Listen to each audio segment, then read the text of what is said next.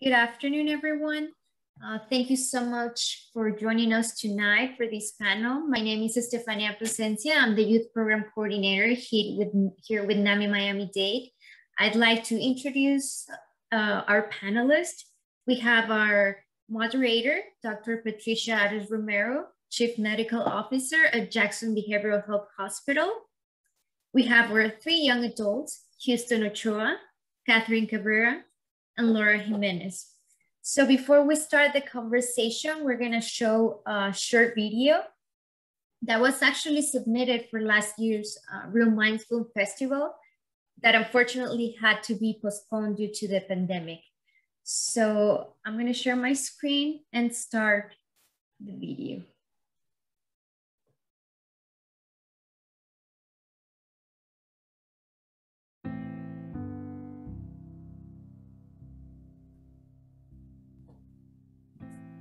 Hi, my name is Jackie. I'm 16 years old and I'm a Latina with depression and anxiety. I know a lot of Latinas with anxiety or depression. And I think the thing we all have in common is that we don't talk to our families about it. When I visualize depression or anxiety, I visualize it as that black smoke or gray black cloud that like wanders and follows you everywhere. If I were to personify depression, for me it gets a little difficult because I feel like it's really transformative. It depends on where you are, the day. So there are times when it's like, for me, a huge monster leaning on the edge of my bed and you're just waiting for it to leave. And there are other days when you're out and about on your day and it's like a little reminder in your pocket, something that is secondhand, and you forget about it or it'll nag at you the whole day. Latinos are 60% less likely to receive mental help. The bigger issue is specifically in the Latino community because, like I said, it's like a stigma, and also most of our parents are an older generation who thinks that that stuff is for crazy people and that it didn't exist, and we're just like making things up for attention. Latina teens have the highest rate of suicide attempts. Because it's very untalked about, and we cultivate it to something that has to do with generation-wise or society when it's an actual real thing. 15% of the Latina teens in the US have attempted suicide. My parents do not know about my anxiety or my depression. I haven't told my parents about my anxiety and depression because they've never asked. Like if you're in my position, they're gonna say that you need to be closer to God and that you need to read your Bible more and so and so. They'll say, oh, you are going through anxiety and depression because you don't look to God. A lot of it is like how they were raised. They're just like, well, pills are bad for you because I'm on antidepressants. So they're just like, that stuff's like gonna mess up your head, you know, like it makes you worse. I used to tell myself, like, oh, fuck this, like, why am I feeling so sad? Why am I feeling so nervous all the time? It was only because it had gotten so bad that I could not handle it anymore. I remember one morning, my dad came into my room in the morning and he was just like, why don't you want to go to school? Like, what is the problem? Is there something happening? And I just started crying. Only 20% of the Latinos with symptoms of a mental disorder talk to a doctor about it. Only 10% actually get a mental health specialist. I think getting adults to relate would be the way to fix that issue. Be educated more about the situation, be more willing to open, because I feel like in a child's and a parent relationship, when it comes to Latinos, it feels like the parents have all the authority and all the control, which is true, but it should be equal balance in talking and listening to your child, because a lot more things go on in their head than they say. And after that, I was like, I need to go to see someone because this isn't okay anymore. I hope for myself that my anxiety and depression doesn't affect me and will never be like the only thing in my life. And hope for the Latino community, it's something that we can no longer stigmatize and no longer look down upon it. As a young Latina dealing with depression and anxiety, I wanted to reach out to the community and bring it to their attention. I think it's important to take a stand and say something. That's the only way things will change. And to those Latina girls out there struggling, you are not alone.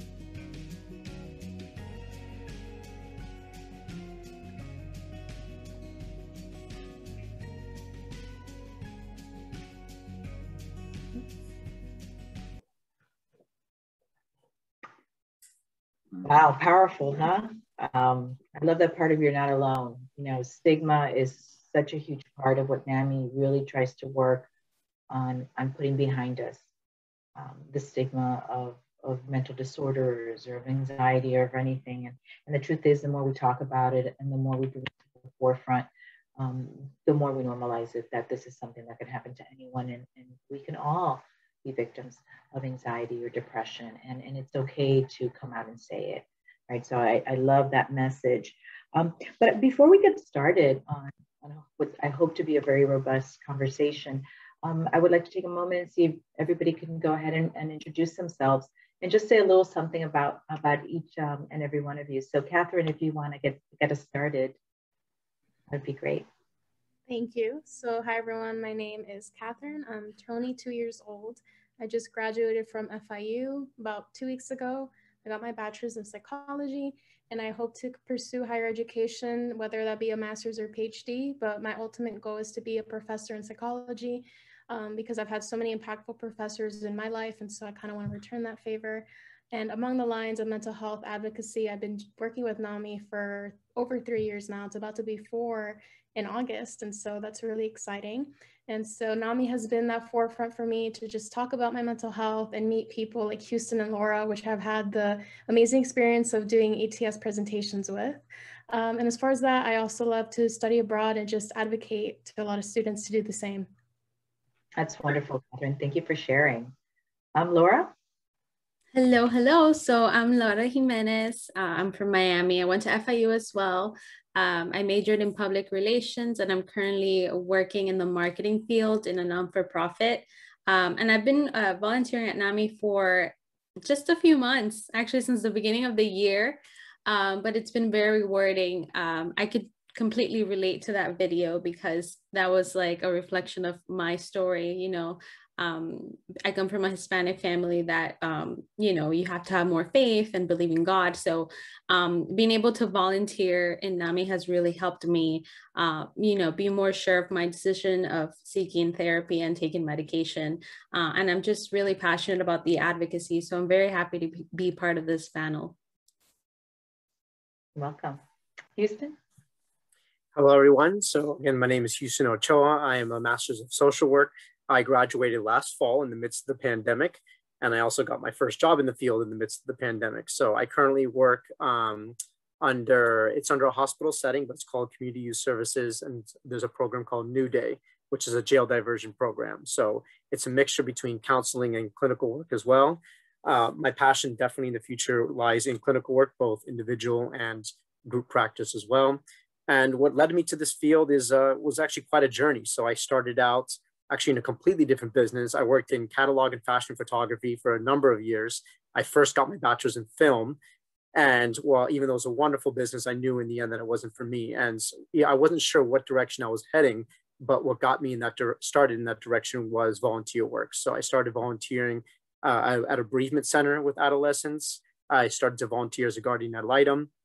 I did a number of things after that, which led me finally to my master's in social work. So it was during that program that I found NAMI. I started with their ETS program, Ending the Silence, which I do with Catherine, presenting our own stories, and then doing as well the group work for the adult peer support group that has been long running now for the entirety of this pandemic. So it's been a wonderful experience with NAMI, inseparable from my journey in the field of mental health. So I'm happy to be here today. That's wonderful to have you. So why don't we get started and maybe just jump in. I want this to be a very fluid conversation. What do you think is what, you know, how can we change the stigma? How can we really change that conversation? What do you think we need to do as a community? And that includes all of us, everyone, to change the thought around mental illness and mental disorders and the stigma associated to it? I think normalizing conversations about it. I noticed that for me, at least in the beginning, I would kind of not share too much, even with my close friends, about my journey. But now I feel completely liberated and free, and there's like more conversations. And the more you kind of open up, the more you realize that you're not alone. Even though we all know we're not alone in this journey, but there's a lot of people that are going through the same situations, and we can actually be of help and be kind of like a light for them.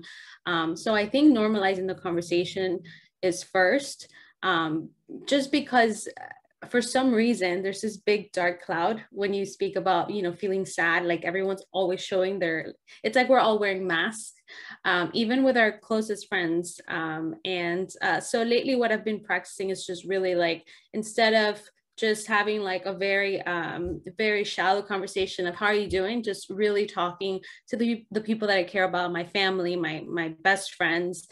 So how are you doing? How are you feeling? And just like being there for them, because otherwise, I've noticed that, you know, they've opened up more to me than I ever expected. And that has actually opened a conversation on mental health, especially with my brother. He's actually looking for a therapist. So I'm very, very proud of him. But that would have never happened if I never shared my story with him. So yeah, that's wonderful. Yeah, I definitely think there is power in sharing our stories, and Laura just hit the nail on the head. Just, I think starting with our families is one of the biggest things that we can do, especially in the Hispanic community. We always are sharing stories of the past, the present, and just, you know, having that generation kind of thing, like, oh, you know, like your grandma had depression or anxiety, just to get a better understanding. And I think that there's such a power in having that family history and being able to know what has happened and sharing, oh, you know, I have depression, I have anxiety, and your other uncle or aunt also has mental health issues. And so we kind of normalize it, and it becomes more of a conversational topic. It's not so much of like, you know, dropping that bomb in the dinner table where you're scared of saying that. And I think it's becoming more and more normalized with students. But of course, we still have a lot of families that don't even know how to define mental health or how to define a mental health disorder. But, you know, that's why we do what we do. We keep sharing our stories, and we keep doing what we can best, just, you know, sharing our own experience, because we're the only professionals in our own story. No one's going to be able to tell my story better than I can. Absolutely. Absolutely. Yeah. I think it's a matter of languaging. Languaging is so important. And I think of all the places that it's showing up. So for me, my personal passion is for it to show up in the school system. And we can go on. I'm sure we can have a full conversation here about what that means for policy and advocacy and what changes need to be made to make sure those resources are in the school system, which is why I love the ETS program so much. But then I think about all the other places, like how important it is for our leaders, whether that is a celebrity or like our president, to just use the language of mental health. So to go up there and in his speech say something like mental health, or use some of this terminology is so important to get that languaging out there. And then like on the personal level, I mean, I love it when I see memes and these things out there that even kind of have the humor approach, right? Because it could be lighthearted as well. So I just think of all the places that it could show up to make sure that the presence of mental health, that languaging is all around us. And then like really to what Catherine and Laura was saying, just what this shows up on the individual level, is just for us to notice when those opportunities arise, like when we feel that intuition to speak into, like, hey, how are you doing? You know, or to answer that question honestly ourselves. That's whenever the opportunity arises, to really go for it. And of course, the more that languaging is around, the more we'll feel that readiness to speak into it. Yeah, and just not being afraid, right? I think, you know, we talk about physical health and being physically fit, you know, but what about mental health? You know, we should all be checking in for our mental health, wellness, right? You know, are we taking that time out for ourselves? Are we saying, listen, I'm taking too much right now, and this is causing a lot of anxiety, or this is causing a lot of stress for me, right? So we need to talk about that all the time, because again, we see it everywhere, right? And I know that, you know, I have now, you know, college student patients of mine that, you know, they're afraid about going back to school post-COVID, right? Mm-hmm. Which is something that they would have never had a second thought.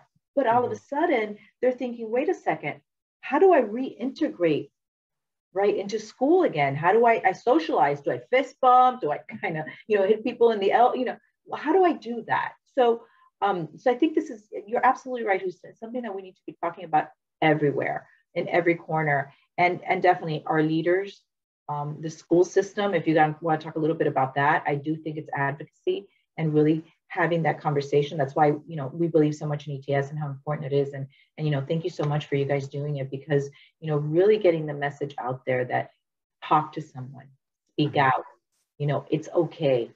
I think is so important. So yeah. And if I could actually jump in, and so it's like, who needs to have this conversation? And then the reason why everybody, the answer is everybody, is because so long the pressure has been put on those with mental health concerns, those who are really challenged to have that communication, and then not being able to connect with those, or not feeling that they connect with those who are, quote unquote, let's say, mentally stable, if you will. Okay. But how important it is that everybody can understand and appreciate some of this conversation here. So I was actually listening on NPR today, something very similar to what you were sharing, Dr. Romero, where somebody was saying like, how do I interact with people? I feel strange when we all come out of this pandemic. How do I like, just even talking to somebody, and this isn't somebody with a diagnosis. This isn't somebody who had extreme mental health concerns, but even them starting to just talk about the experience that somebody else might be able to identify with. No matter what, we can all take part in this conversation. So even those of us who are, quote unquote, mentally healthy, we all have something we can chip in here. Absolutely. Absolutely. I was wondering, as young adults, if you could give advice to a parent, right? What would you tell a parent how to talk to your teenager or young adult that might be scared to speak out, or you've noticed something's different, and they tell you, Mom, Dad, I don't feel good. I feel sad, or I've had thoughts of hurting myself. What would be your advice from a young adult's perspective to a parent? Because a lot of parents get shocked. First of all, it could be their preconceived notions. Oh, in our family this doesn't happen, or this never happened, right? Or we're Hispanic. No, we don't talk about that, or have more faith. Or have more faith. Why don't you just pray? Yeah. No, I would definitely tell the parents to listen. I think it could be uncomfortable, because I believe that in my case, I'm Hispanic, like you mentioned, and I come from a Christian background. So it's a little scary to kind of dismantle that notion or that thought that maybe like all you need is faith, right? When you're raised with that thought of like, and I'm not speaking against the faith at all, I'm Christian myself, right. but when you're taught wrong, when you're not taught about what mental health is and how it's physically impacting your mental life, right? That it's an actual part of our health and our well-being, it could be hard to even maybe you feel guilty because you're betraying your faith. If I take my child to the doctor, then I'm not trusting God, then I'm not being a good Christian. So who am I, right? You can start questioning your faith and your whole belief. So it's kind of like a crisis of belief in the person. So I totally understand that. And just to be a little bit transparent, that's kind of what happened to me as a kid. My mom actually did tell me to go to a therapist ever since I was younger, but most of the time it was like, oh, just pray, like, you're strong. And it actually helped me a lot. It did, because that positive reinforcement and love, but I wish I would have gone sooner, right? Because there's a lot of, there's just so much that I learned with therapy, and in combination with medication, it's been a blessing to me, right? So I can share that from a Christian perspective that God created medication, God created science, right? If you want to like stick to that mentality, just so that everyone kind of could see where I was coming from. And I just see it as a blessing, and I don't see it as I don't think it goes against my belief at all or my faith. And I would tell parents in the Hispanic community that are having that crisis right now, like, no, it doesn't make you a bad religious person, or it doesn't make you a bad parent. It's okay, and it's necessary to allow your child to go to therapy. Yeah, I think, and it's not all or nothing, right? So I think when I've talked to families in the past where that's one of the issues of, or where have I gone wrong, right? Why is this happening to my child? I'm such a good person. I pray, and it's not all or nothing. You can still be, in your beliefs, but this is something, if your child diabetes with diabetes type 1, right. Yes, you're going to pray, you're going to go to church, you're going to do whatever it is, but you're still going to take them to the doctor to get insulin, right? You're going to pray for a miracle, but you're still going to make sure they get their insulin, right? And so sometimes when I put it in those terms with families, it's a switch, right? Or I talk to people about brain disease. Think of it as a brain disease, just like you would think of heart disease, or you would think of thyroid disease, right? Because it puts it in a different perspective. It doesn't make it good or bad. It just is. Right. You want to say something? I mean, number one, of course, just as Laura was saying, just to listen. Listening is the most important thing, and to, as much as you can, try to understand the perspective of your child that is going through this. And then hopefully through that listening, to be able to actually learn a whole different framework, which is the framework of mental health and understanding these diagnoses. And then, but actually what came to my mind also is possibly to find somebody else that they can identify with, like another parent who's also struggling with, because they're having some of their own crises as well, right? They're questioning their own faith, their own parenting, what did they do wrong? And so as much as a loving parent might try to understand what their youth is experiencing, it might actually still be difficult. And what might help them through the process is if they could hear from the perspective of another parent, somebody of their generation and background, who might be going through the same identity crisis as they're trying to understand their youth and how to support them. Right. And something like a parent-to-parent group that we have at NAMI, right, where they can really engage with somebody, and that happens a lot. I'll tell a quick story. I love to tell stories, but I'll try to keep them short. A psychologist came to me and brought me her daughter years ago. And this is a woman who has a PhD. So we're not talking about somebody and she brought me her daughter and she said, fix her. I don't know what to do, and I'm thinking, what? Because when it comes to your child, you fall into denial and you fall into all these things. And what I said to her that day, I said, you know what you need to do? You need to go to NAMI. Check your PhD at the door. And it doesn't make you less of a wonderful psychologist that you are. Check it at the door and just go and be a mom. And and she did not like it and she didn't appreciate it. And I usually tend to tell people the truth. I don't sugarcoat it. I like to tell people the truth. But then she came back for the next session and she said, that's the best advice anybody had ever given me, because I've been to different doctors and nobody was really frank and said, check it out the door, right? Here, you're going to be mom. You're not going to be a psychologist, right? So it's that. It doesn't matter who it is, right? It's just that. It's very hard. Catherine, did you want to? Yeah, definitely. In the conversation of when we talk to young adults, there are so many situations where unfortunately parent, mom or dad or guardian isn't the best person to reach out to. And so in my personal experience, and as well as other people sharing experiences with me, it's kind of hard to kind of reteach a parent like, oh, this is what mental health is and this is what I'm going through. And so personally, I reached out to people who were outside my family that were better equipped to understand what I was going through. And in that, I was able to empower other youth to do the same, because I have had so many situations where people are like, well, I've tried to reach out to mom and dad, but they're not really understanding. And it's not that they're a bad parent. It's just that at some point, like they fail to understand that mental health is real, because it's something you can't see, something that in their eyes is measurable. And so for me personally, I was able to find power in reaching out to my teachers at high school, and through college, I was able to have that independence to find my own resources. And so really is just about having that conversation and being able to have independence, as well as, if you have the option, reach out to your parents, reach out to family, give them resources that maybe would be easier for them to read on their own, rather than you trying to like pick a fight, like, this is what I'm going through. Like, you're not acknowledging what I'm going through, and so forth. And I like what Houston mentioned with talking to another parent, because parents like to listen to other parents, believe it or not, just, sharing that experience. And so I think there is a very great power in, like, Facebook, sharing resources. I know that my parents love to go on Facebook and read stuff. And so maybe that could be another, what's the word, like a tool to use, just being able to share these stories on Facebook, something that's easily accessible to adults so that they can read and share with their other adult friends.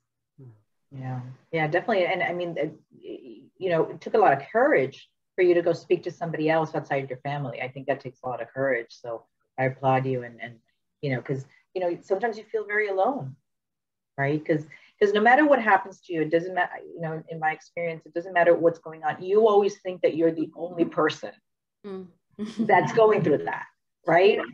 And it's scary. And it's even with people, you know, like, you know, people that have issues at school or whatever, I'm like, this is just phase, it's gonna go. But when you're in that moment, you think there's no way out, especially even when you're younger, right? Because as you get older, you're like, you know, we've been through this, everything is changing, you know, nothing's forever.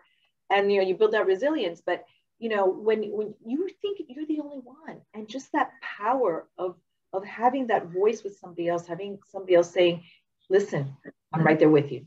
I know exactly what, and somebody's just listening. Sometimes people don't even want advice. They just need somebody to just listen, right? Exactly. Yeah, that's wonderful. So what do you think, and this might be kind of but what do you think stops most people from getting help? You know,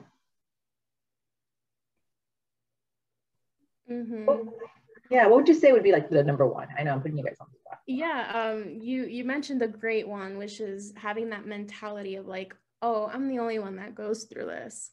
And, you know, when you're young, when you're in adolescence, that's kind of when, that's like the peak of most mental health conditions. And so for someone who's at that age, you know, they see their friends, they see all the kids at school, and they see them flourishing, and you're kind of in the corner, like, what am I doing? Like, why am I not popular? Why am I not good at a sport? And I think that's one of the main issues that I personally went through, and that I've heard from, you know, people in NAMI and youth, it's like around this age, especially, really just having that mentality of like, oh, I can't reach out to other people because they're gonna think that I'm the only one with this, but that's not the case at all. And I think there is, like I said, that power of sharing experience, because, you know, you're not sharing, you can share the statistics, you can share the facts, but when I share my story, when I share what I've gone through with my depression and my anxiety and, you know, my history, my family, people then start to listen like, oh, wow, like, you know, I also have gone through some of those symptoms of depression, anxiety, like, oh, I also had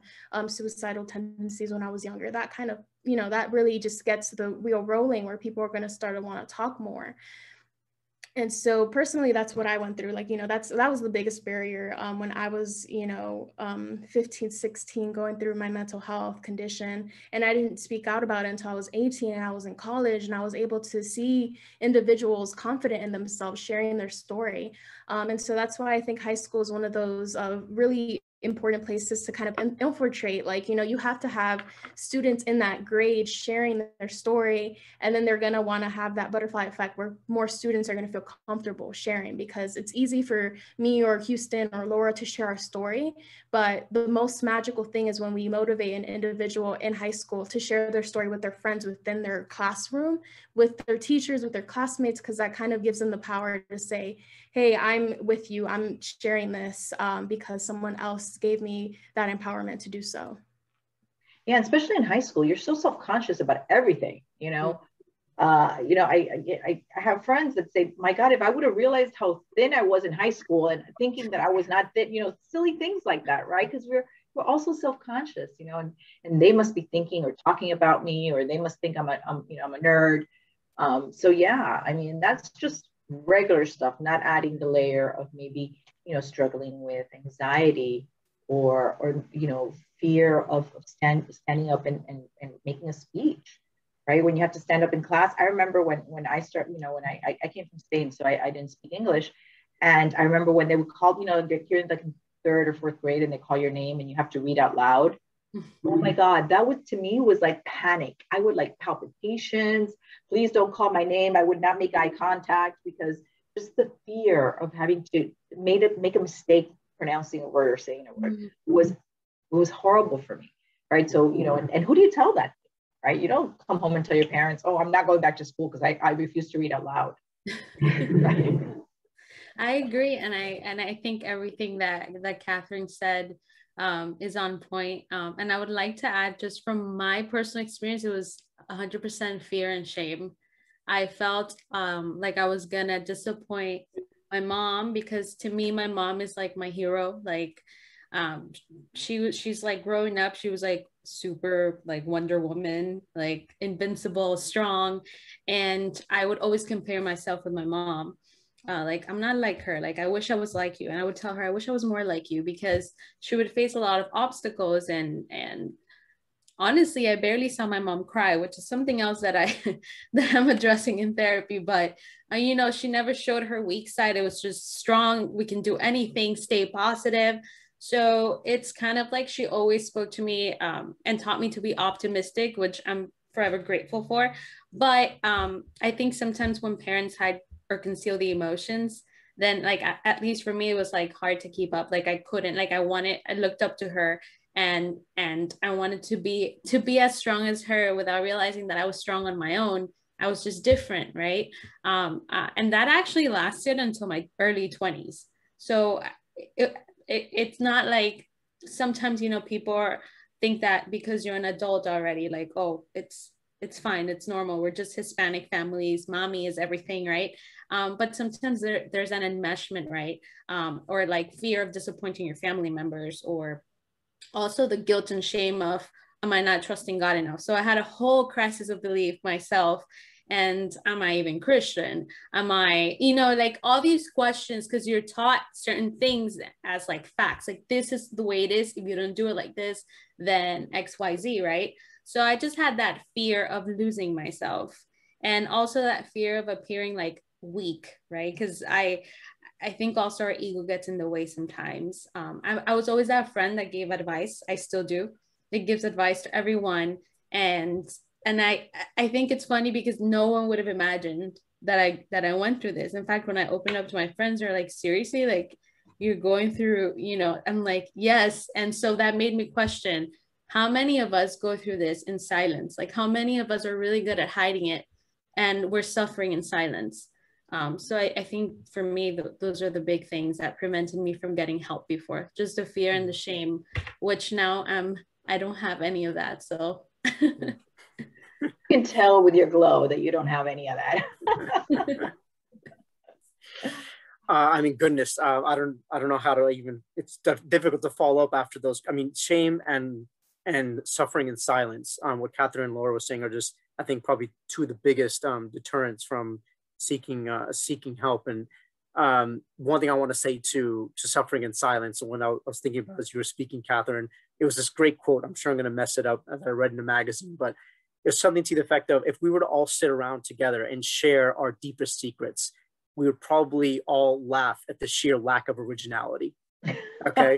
I love that. Yes. Really, because and that's like kind of what the trickery of these mental health concerns can do to you. They can make you think that you're alone in your suffering, and it's simply not true. So it's like bad news for everybody. There's nothing that you can experience that somebody else can't understand. There's nothing, absolutely nothing. So there's somebody out there that you can identify with. So that is what I was, I really want to follow up with what Catherine was saying. And the other part of it, really, because I mean, shame has been a huge deterrent for me in my own life as well. But the other part of it is, and I'm not sure if this is the right word, but even a sense of pride. And I think especially is kind of problematic in our country, this attitude of, we can do this, we can bear this, I don't need to share this with anybody. I need to be strong for everyone. So I think there's more to it than just the word pride, but something that we think to ourselves that we need to bear this, and no, we don't. And really, we need to understand what is strength. And I'm actually even thinking a little bit more in the, especially even not just in the Latin culture, but for in masculinity as well. Like, what is strength? And we think it's this thing of suffering in silence and bearing something up until the point where we can't, of course. But no, that strength is exactly the opposite. It's not just expressing ourselves, but articulating it in a way that can even guide others. So that's the part that I want to add to what these two ladies wonderfully shared. Yeah, definitely. I mean, that sense of I'm weak then, right? Mm-hmm. If I'm not able, I mean, you hear all the time, it's like kind of, and that's one of the things that really, really bothers me is when I hear people say, just toughen up, snap out of it, things like that, that it's just really telling you, like, you know, and it doesn't work that way. You know, you could tell me to snap out of it as much as you want. It's not going to happen. Right. So yeah, so it's that sense of you have to be strong. You can't show your weak side. You know, if you were stronger, you wouldn't be going through this. Definitely. And the thing on shame and guilt, you know, is I sometimes try to tell patients like guilt is something that perhaps you did something wrong and you feel guilty about, and that's a normal, you know, life. I took $10 from my mom. I shouldn't have taken them. I didn't tell her. Guilt. But shame is when you feel bad about something that you really have no reason to feel bad about. It's who you are. It's your essence, no matter what it is, right? If it's different because you don't like sports, you know what? My daughter, she would hate it if she knew I was saying this. She hates to sweat. She's never liked to do any kind of sport. That girl hates it. And she's like, is there sweating involved? Do not get me involved, right? But that's what she is. So there's no shame in that. That's just who she is. So I think that's important for us when we talk to people. You know, you don't have to feel ashamed. You don't have to be ashamed that you feel the way you feel. Your feelings are your feelings, and you have the right to them. Now, I wanted to add something to what Houston was saying, which is super important. For some reason, when we speak about, you know, depression, anxiety, or other mental illnesses, we think only about women, right? It's kind of like not normalized with men. And so I'm in my late 20s, and I'm noticing that a lot of my guy friends, my husband's friends, my husband, like we talk about all these things, and there's this huge stigma, right? Like, oh, man can't cry, or, you know, like act tough, or like there's certain things in our society that need to change, right? Because I personally have two friends that are like on top of my, you know, in my mind right now, and they don't go to therapy because no, I have to, like, I'll be fine. I just gotta snap out of it. I gotta get over it. Like, I have to focus on work. I have to finish this. I have XYZ goals. And it's so unhealthy. It's so bad because I remember, I'm just gonna share a little bit, but that's my husband's story. He got really anxious when we were dating, and he went to therapy, but it took him forever because there was a lot of transitions in his health. He had a surgery, and it affected him, and he had anxiety. So I remember it was so hard to make that decision. Like, he didn't want to go. And once he went, he's like, I think it's because, you know, I was raised by a Cuban father saying, like, you're like, I don't even go to the doctor. I mean, his dad doesn't even go to the doctor, right?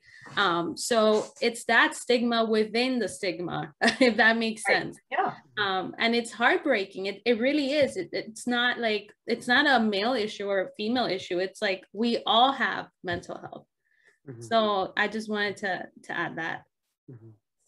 Yeah, it's that whole thing of men don't cry. I'm sorry, Houston.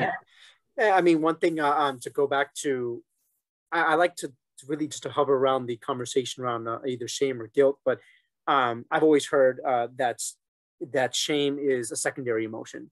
And what's so interesting is, as at least when I learned and learning how to work with myself, is let's say I would experience overwhelming anxiety or depression or something. And here I am, you know, I'm trying to observe that and get a grip on it. But then I would feel this shame, but then I would identify with the shame because I was observing the depression, thinking, well, I have to work on this depression and I can't. So I feel like this greater sense of who I was this shame, like observing it. And now, obviously, you know, whether it's any of these mental health concerns, of course, we want to address them. But at least my personal experience was that I had to address the shame first. I realized that the shame was probably what was exacerbating the cycle, what was bringing me back into it. So it was almost like when I realized that I could identify with, to step back and observe that shame, to hold it, to sit with it, to nurture it, and finally to not fuel it. Then somehow my depression and my anxiety would also lessen. It was my unintended effect, but for so long I was identifying with that first because that was the observation of the depression. Oh, I'm observing the depression. I'm observing the anxiety. You know, why am I feeling this way? But also when I realized, wait, I don't have to listen to that part too. Why do I have to feel down about having those things? And that was finally, I think, when things started to change. That's wonderful. Yeah. That's really a wonderful observation. And it takes a lot of time sometimes to really get to that point. right? Because years. you get stuck in that cycle, and it's, you know, shame, depression, anxiety, and it's hard to get out of it unless you really step back and do what you did, and you live in the shame, and you say, okay, what's going on? Right. And yeah. Right. That's wonderful. Yeah. And it takes, you know, and I'll say it's, I can't say I did it independently. I don't think many of us really can. It takes some kind of catalyst in our environment, right? Something, you know, I mean, it could have come from anywhere. It can come from a therapist, a loving friend. For me, it was a guru that I like to watch online. I flew all the way out to Vancouver, and I remember listening. It was a talk called "Who Do You Think You Are?" Okay, and the purpose of it was to realize who this person was that we created in our mind that observes all of these emotions, right? And for me, I created this inner judge, this judge that said I have to be perfect.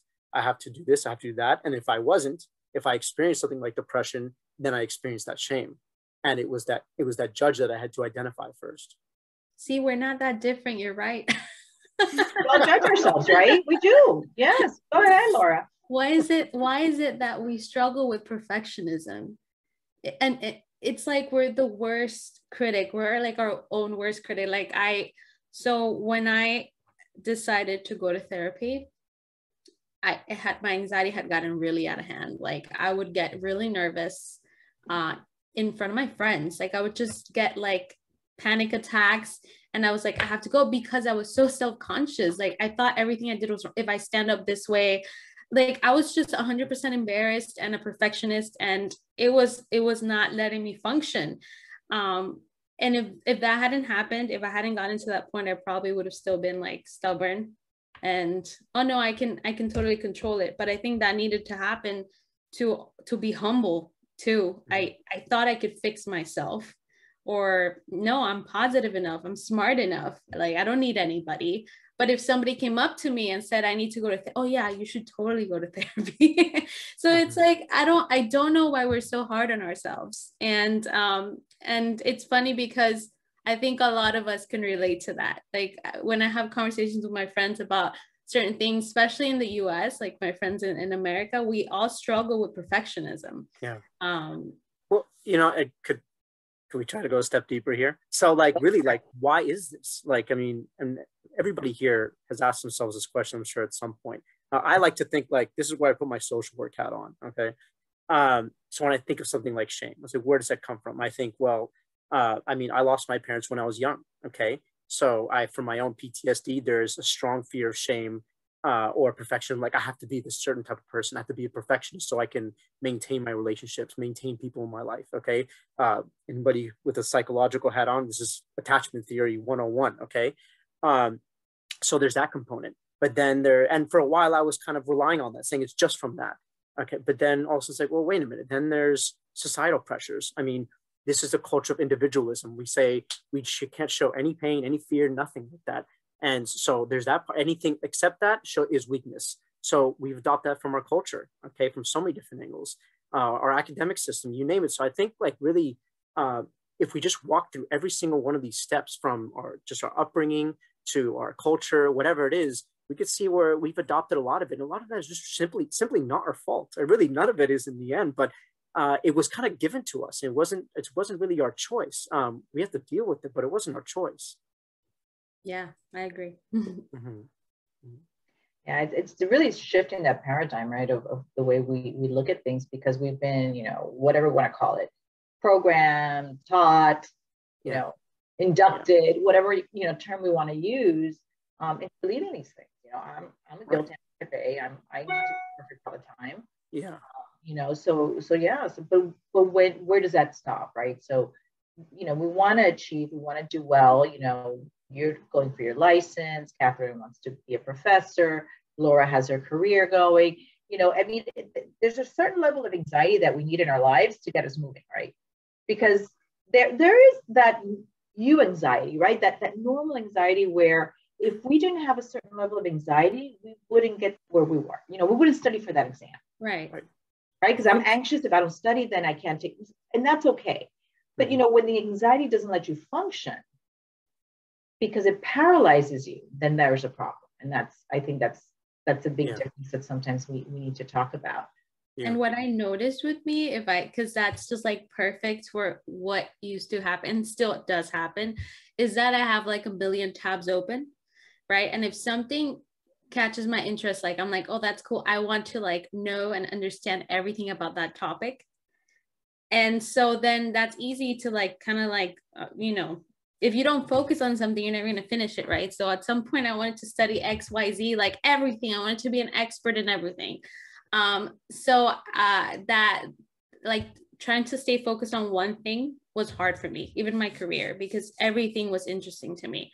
And that's something that my therapist helped me with. And I just think it's important to determine when it's healthy anxiety and when it's not, so that you can live a fulfilling life, right? Because it's not to say that the anxiety that we all got in college or in school wasn't healthy, right? Like, oh, I have to study for a test. Like, I'm a little nervous. That's totally healthy. But when you, I guess, a doctor or therapist can assess this with you when it's getting out of hand, when it's not realistic, when it's not even possible, right? But our minds they're not really rational when we're in that state. We need someone else to come and detangle it. I don't know if you guys have seen that graphic of like something that's tangled up, and then like, this is my therapist, and it's kind of like making it all. That's great.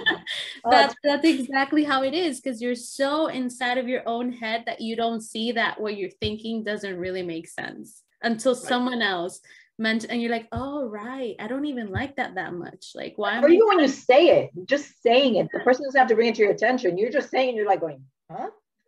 Right. Yeah.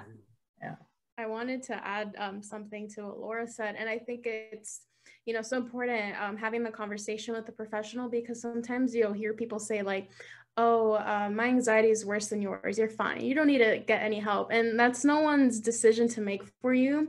And I think that's one of the biggest barriers also when it comes to stigma. Like, maybe you think you're not at that level where you need help, or maybe you're too far gone where you're kind of like a lost cause.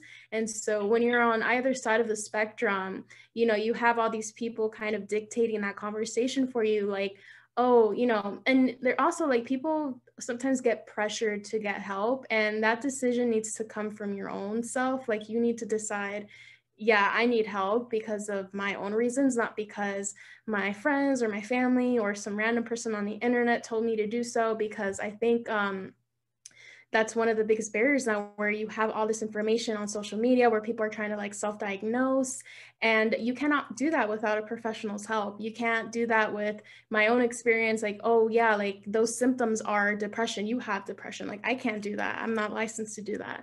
And so it really is having that conversation, especially with our youth, trying to motivate them, like, seek out a professional whenever you can, and don't let all this talk on social media or someone else's experience kind of tell you what you are going through, because no one's going to be able to have that conversation with you except you and a professional, and, with your support group.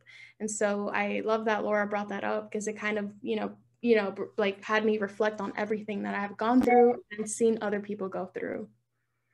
That's a great point. Definitely. I wanted to maybe talk a little bit, we have like 10 minutes left, and I wanted to maybe, what do you guys do for your mental wellness? So what is it you do to keep yourself zen, or whatever we want to call it? This off, if that's okay. Yeah. Yeah, I mean, I always learn new things. And so I think one of the main things that I've learned about myself that I love doing is that I love to hear what other people love to do for fun, like for wellness, and like, learning about their hobbies, because I know myself and I've tried to pick up different hobbies here and there. And in that way, like, I go through that research project where, like, let's say I want to start gardening or crocheting, like I'll go through the research, I'll spend money on Michael's, and like, it's in a pile in my room and I'll never touch it again. But like, that's what I like to do. I like to learn new things. And so one of the things I like to do is ask the people what they like to do for their mental health. And it's really important to kind of know that maybe they don't even know themselves, that that's how they take care of themselves, you know, whether that be painting or going on a walk or running, but people do things unconsciously and don't even know that what they're doing is for their mental health. And so one of the things that I've done that has stuck around for like the last 4 years is kickboxing. And so I like kickboxing in my backyard. Like I recently bought like a punching bag and just working out. But for me, kickboxing, I did kickboxing classes when I first was going through depression and anxiety, and it was really helpful for me to just meet other people. And so for me, it was just that conversation. Like I was able to learn, like, yeah, I like kickboxing, but it's me meeting new people that helps me with my mental health. And whenever I do ETS presentations, I love telling the students that, you know, this is part of my recovery, doing these presentations, being an advocate. That's really is like my main reason that I've been able to get as far as I am and continue to do the work that I do, because I meet so many people and I have these conversations that, you know, I think about even after the presentations. Like I think about other people's responses, and all that shapes me who I am and my experiences, definitely. That's wonderful. Love kickboxing. Who wants to go next? I'll go next. So I definitely have a list of hobbies, if you will, things that I include for the most part in my daily routine. I stick to a very good daily routine, and that's I meditate every single day.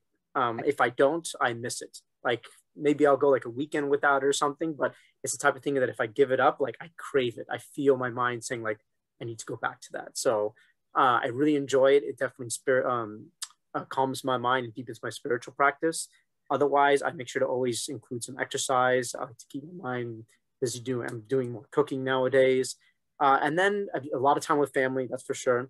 And other than that, I always like to make sure I'm either reading or involving myself in some spiritual practice, like to really deepen my spiritual practice, and whether that's a podcast or a book, usually hovering around either Buddhist meditation or mental health, and really just some experiences of people who have just really been there. You know, there's one podcast I was listening to today, Krista Tippett. I don't know if anybody's listened to a podcast by her, but it was called The Soul in Depression. And it was a couple of people who had just been to the depths of depression. And even though as hard as it was, that's where they almost experienced God there when there was nothing else.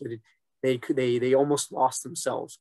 That's they also found themselves at the same time. So it's that type of material that just really makes me feel connected to the deeper parts of myself. That's wonderful. That's awesome. I also love podcasts. I think podcasts are great. Like I listen to them all the time, but for me, my newest hobby or routine that was really hard before is exercising. So I was always sedentary. But my therapist recommended that I exercise 5 times a week. So before I had this, like, you know, I would compare myself a lot on social media. So wait, I'm going back. So I kind of disconnected for 3 months from social media for my mental health, because I mean, it was just insane to me, like the way that you compare. You don't even realize you're comparing your life, and you are, right? So that was the best thing I did. And now I started working out. And the reason why they connect is because I would compare myself to these fitness gurus. And I'm like, why even go to the gym? I don't look like that. I don't know how to exercise like them. Like if it's not perfect, then I won't do it. Right. So I had that. I don't look like that. Right. I'm going to be embarrassed. You know, I can't even lift that much. So now my mentality is, wow, I'm like being active. I'm moving. I'm loving my body just the way it is. Doesn't have to be perfect. I'm doing this for me. So I'm actually excited to go to the gym. I'm going after this. I'm excited. And I know I can't lift as much, but you know, at the end of the day, like 30 minutes later, I'm like, oh, I feel good. I did something for me. So right. That's what keeps me going with my new hobby, I guess.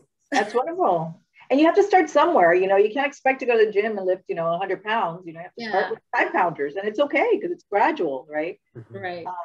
I'll share what I like to do. So I love to exercise. I love to do all that. But the things I need to do to keep myself centered And so I can help my patients and I can help those around me. So I have to meditate in the morning. I like to wake up early in the morning, and I need quiet time. So I'm married and I have kids, and well, you saw my little one coming in, and it's very loud here all the time.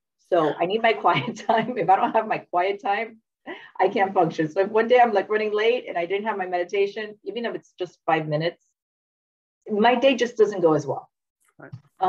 The other one is I try to do gratitude. So I practice gratitude. There's a lot of research, and you guys can look it up, on gratitude and how it helps with your wellness, lowers cortisol level. I mean, it's great. So simple gratitude. So what I try to do is I try to just come up with 3 things at the end of the day that I'm thankful for. I always say thank you in the morning because I woke up. So that's always a good thing to start your day. But just 3 things. And even if it's just, you know what, I was able to use my lungs because they had to scream at my son, it's okay. That I'm grateful that I have lungs to be able to do that. So gratitude is very important. I love to laugh. So I try to laugh every day. And even when I have a bad day, I'll put on, like, there's this guy, oh my God, I always forget his name, Sebastian Massiano. Maniscalco, the Italian guy. He's he awesome. cracks me up. He cracks me up. So anything that is by him, if I just can't laugh, I just put it on. And that's what I do with my kids. Like, even if my kids are having a bad day, I usually try to make them laugh, because you can't be sad, depressed, or angry if you're laughing. And if not, I challenge you to try to do that. Try to really be angry when you're laughing. It can't happen. It doesn't happen. You're just laughing. It changes. You know, your chemicals all change. And if that doesn't work, I just turn on the music in my living room and I dance, and my kids cringed and they're like, she's doing that again. And that makes me laugh. So nice.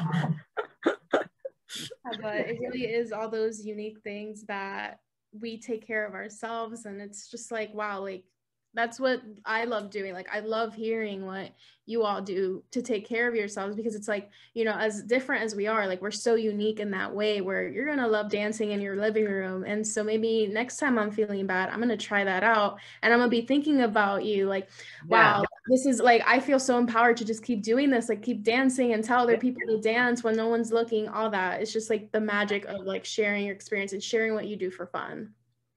Yeah, I think it's important. I think it's important for us to do something and not to feel guilty. You know, it happens a lot with women that we feel guilty because we take time for ourselves to have like our mental health time. And that happens a lot when I talk to my patients and I go, well, what do you do for yourself? And they're like, I can't. I have this and I have that. And I have my kids and I have the school and I have soccer and I have all this stuff. But if you're not well, you can't be well for anyone else. Exactly. So you have to be well first. You know, if I'm not well for my patients, I can't help them, right? If I'm not well for my kids, I can't help them. So it's about you not feeling the shame because you're taking care of yourself. So I encourage everybody to do something beautiful for themselves tonight. Mm-hmm. I love that. That's my mantra, just taking care of myself, checking on myself before I check up on anyone else. Yeah. And people are going to see it. People are going to see it. And people are going to want to come up to you and go, you know, Catherine, what's going on? You know, you look so happy today, or or maybe, you know, they're having a bad day and, you know, they just need somebody to kind of make them smile. Mm-hmm. Any last comments? Because it's 8:00 and Fanny's looking at me like, wrap it up, lady. Well, I think this was so fun. And I hope that everyone that listened and tuned in, that they can, just kind of understand that we're not that different. Like Houston said, that we all go through life, ups and downs, and that we all have mental health, and to let go of that fear and that shame and that stigma, and to start having conversations and opening up a little by little. I don't like to push people to like open up about your story or anything like that, but I think when you work on yourself, like Catherine said, when you check on yourself often, then you kind of build that confidence. It's just the way it works, right? You check on yourself, you make sure you're healthy, and then you're more confident. So once that confidence increases, you're more open about your story, and you realize that no one's out to get you. So that's something I thought. Everyone's out to get me. Everyone's looking at every little flaw. No one's out to get you, and we're all here to support one another. And that's like my view of life, like the brotherhood of humanity, and together we're stronger. So thank you for inviting me. Yeah, I can only hope that conversations like these kind of motivate other people to advocate for themselves. Just being able to take care of yourself in the morning, and like Dr. Romero said, like being able to do something for yourself in the moment, like take care of yourself, do something for yourself. And even something as simple as eating, because some people forget to eat, some people forget to drink water. So just the act of like, hey, like, did you eat today? Or like, let's go out to lunch. Like if you're having a bad day, like just those like little reminders that maybe for me or for one of you is like so like natural, but for someone else that might be going through something, reminding them like, oh, let's have a meal, let's drink water. That's just, for them, it could be life-changing. Yeah, very true. Yeah, the last thing really, and it's actually coming from the podcast that I was listening to, is to find your center. That's, I think, my advice to anybody. And really just everything is a tool, a resource that we can use to find our center. For some people, it's medication, with a glass of water, meditation, exercise, a therapist, you name it. All of these things are resources, and everybody gets their own unique combination for them to find their center. We've all experienced at some point, whether we're there relaxing with a partner or our family or whatever it is, that we feel like ourselves, okay? And not with ourselves without suffering, who's just completely elated. No, just like a person who's okay with themselves.